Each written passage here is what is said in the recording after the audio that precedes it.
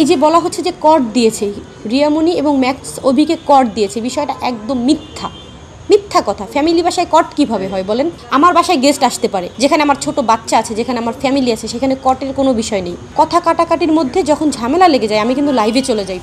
তখন হয়তো তার এই 2-1 ধাক্কা টাক্কা আমি মেরেছি, কিন্তু তার গায়ে আমি হাত তুলিনি। সে কিন্তু 307 ধারা মামলা দিয়েছে, চুরির মামলা দিয়েছে। সে কি বলছে, তার গলার চেন নাকি ছিনিয়ে নিয়ে গেছি আমরা।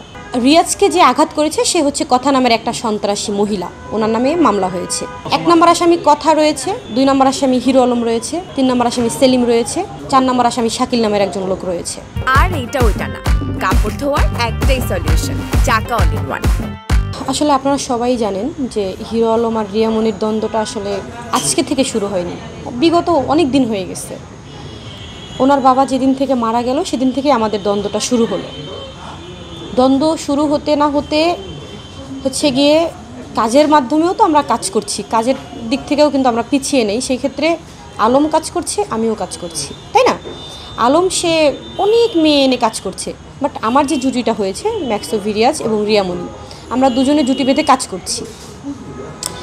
করছি। এর মধ্যে হচ্ছে আলম হচ্ছে রিয়াজকে জানায় যে আমি একটা মীমাংসা চাচ্ছি এইসবের, যেহেতু রিয়ামণিকে আমি এখনও তালাক দেইনি, সেক্ষেত্রে আমি একটা মীমাংসা চাই।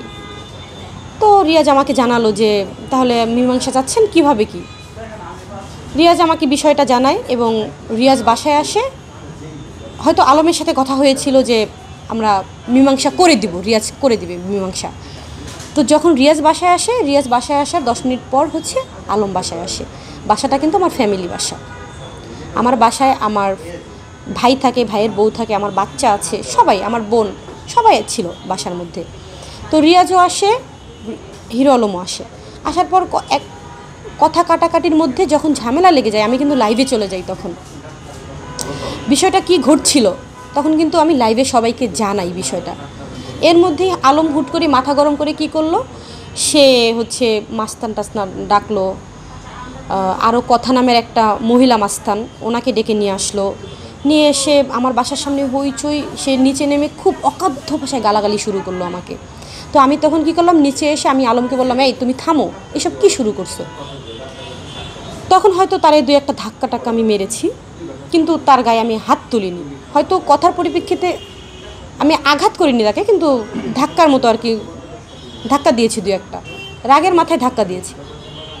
কিন্তু তার আগে কিন্তু আলম উপরে অনেক ঝামেলা করেছে, যেটা আপনারা লাইভ ভিডিওতে দেখেছেন।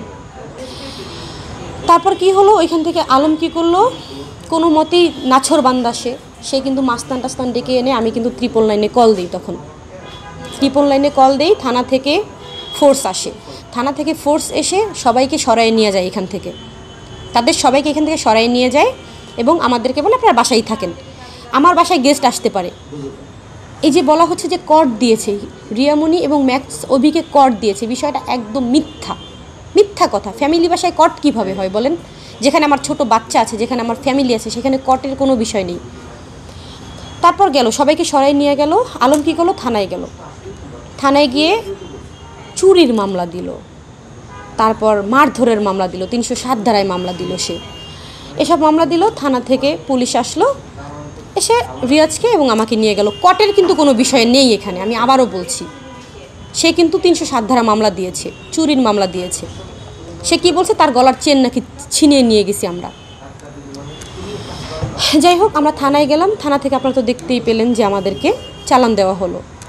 আমরা কোর্টে উঠলাম। কোর্টে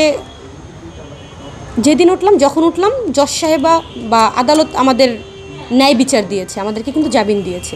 গতকাল আমাদেরকে চালান দিয়েছে, গতকালই আমাদেরকে জামিন দিয়েছে। আমি ব্যবস্থা নিয়েছি, হ্যাঁ আমি মামলা করেছি, আমি দেনমোহরের মামলা করেছি। হ্যাঁ, যে অধিকারটা প্রত্যেকটা স্ত্রীর আছে, দেনমোহরের মামলা করার প্রত্যেকটা স্ত্রীর অধিকার আছে। এটা আজকে মামলা করেছি, 307 ধারায় মামলা হয়েছে। সে যেহেতু বাসায় এসে অকথ্য ভাষায় গালাগালি করেছে, হুমকি দিয়েছে, আমার হত্যার হুমকি দিয়েছে। 307 ধারায় মামলা হয়েছে, আরও কয়েকটা ধারা রয়েছে, হত্যা চেষ্টা মামলা হয়েছে। গণধোলাইয়ের কোনো বিষয়ই নেই এখানে, এটা একদমই মিথ্যা কথা। রিয়াজকে যে আঘাত করেছে সে হচ্ছে কথা নামের একটা সন্ত্রাসী মহিলা, ওনার নামে মামলা হয়েছে, হত্যা চেষ্টা মামলা। কথা নামের মহিলা 1 নম্বর আসামি করেছি 4 জন মূলত আসামি, আর অজ্ঞাতনামা আছে 10-12 জন। হ্যাঁ, 1 নম্বর আসামি কথা রয়েছে, 2 নম্বর আসামি হিরো আলম রয়েছে, 3 নম্বর আসামি সেলিম রয়েছে, 4 নম্বর আসামি শাকিল নামের একজন লোক রয়েছে।